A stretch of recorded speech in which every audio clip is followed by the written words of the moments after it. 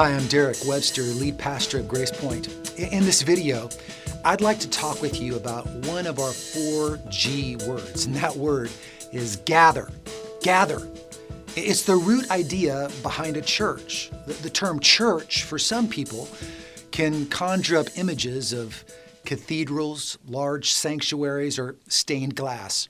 And of course, having art and architecture that expresses the creativity God has imbued us with can be beneficial to some extent, but it's often confused with the biblical idea of church. You know, a church in the Bible is a gathering of followers of Jesus who have a shared set of beliefs, values, and collective mission.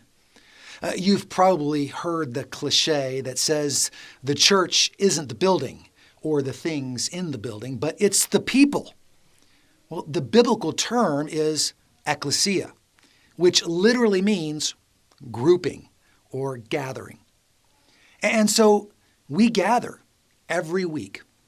You know, in the book of Hebrews, it says this: "Therefore, brothers, since we have confidence to enter the holy places by the blood of Jesus, by the new and living way that he opened for us through the curtain, that is, through his flesh, and since we have a great priest over the house of God, let us draw near with a true heart, in full assurance of faith, with our hearts sprinkled clean from an evil conscience and our bodies washed with pure water. Let us hold fast to the confession of our hope without wavering, for he who promised is faithful. And let us consider how to stir one another up to love and good works, not neglecting to meet together, as is the habit of some, but encouraging one another, and all the more as you see the day drawing near." Now, that's the book of Hebrews. The first part of those verses explains why we gather. We gather because we're a part of the family of God. Families gather. Over and over again, the text uses words like we, us, or our. There's no I, me, or mine. Hebrews reminds us that because of Jesus, we can gather with a true heart, in full assurance of faith, which hints at the fact that we all have doubt from time to time, but that we actually can come together with honesty and transparency as we live together in a new reality, so that we can process those doubts. You know, being together helps us to not waver in those doubts because we're all keeping hope central to our confession that Jesus has made the difference. That sounds like the book of Hebrews to me. Because the first part lays the foundation for why we gather, the second part of those verses establishes how we gather. When we gather together, we're to think about, and here's what the text says, how to stir up one another to love and good works. You know, love is all about selflessness and direction, focus and worship. Good works is about going beyond good intentions to actions. The world is full of good intentions. Few people do what they intend to do. So 2 ways that we express this idea at Grace Point is that we go to grow, that's one of our core values, and that it's love that shapes our character. That's another one of our core values. Our practice should be to gather regularly. Now, by regular, the text isn't saying once a month. You know, we have some texts from the early church which describe them as meeting each Sunday.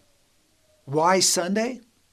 Well, to honor the resurrection of Jesus on the day after the Jewish Sabbath. And that's why we meet on Sundays. Our Sabbath is on the day of the week that Christ was resurrected.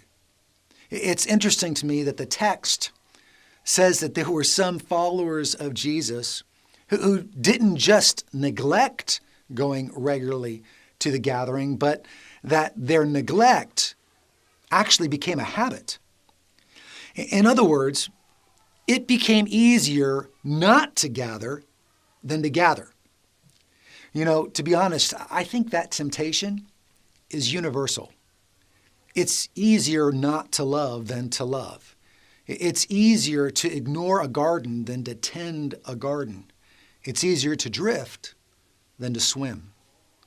But the Bible warns us that being more concerned about yourself than others, to ignore your spiritual garden or to stop swimming and simply allow the current to take you away, isn't going to help you live in the greatest expression of freedom for which Jesus set you and me free.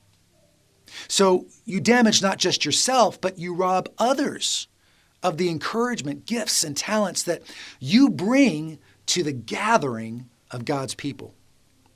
Well, the text ends by reminding us that we should be encouraging one another, lending one another courage by being voices of faith, love, and hope. The battle for courage isn't on the outside. It's always on the inside.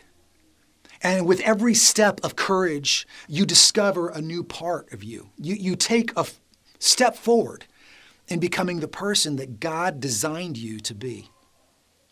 We're all discovering how to live in the grace and freedom Jesus has given us, me included. When we discover that there are other courageous hearts around us, we actually accelerate the process of spiritual maturity in our lives. So, we gather weekly. We also gather in smaller groups. We call these life groups or classes.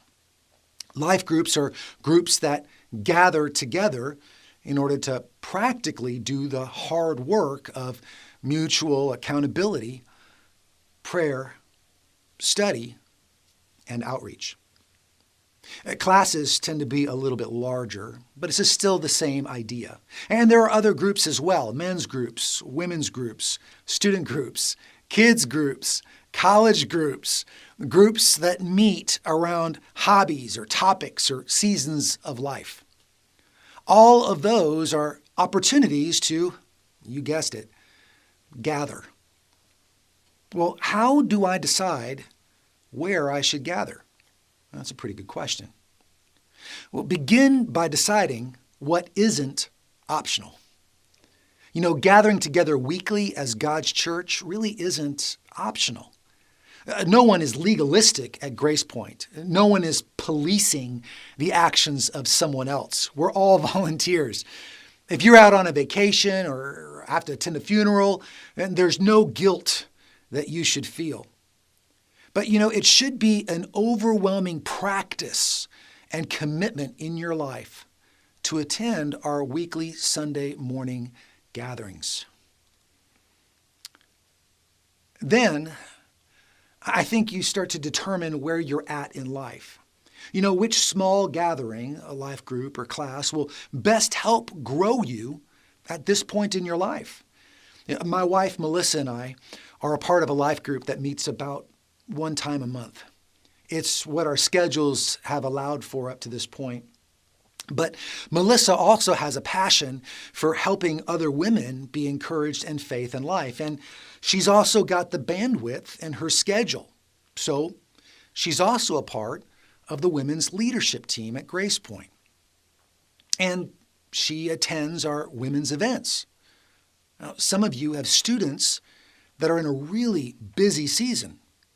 But what they need is to be around other students who are pursuing Jesus with a whole heart and learning together how to process life through faith. Alone time isn't bad. We all need alone time. Alone has its place. But you weren't created to stay alone. Alone can become lonely pretty easily. But just imagine what we could do together. I look forward to seeing and hearing how you're gathering at Grace Point.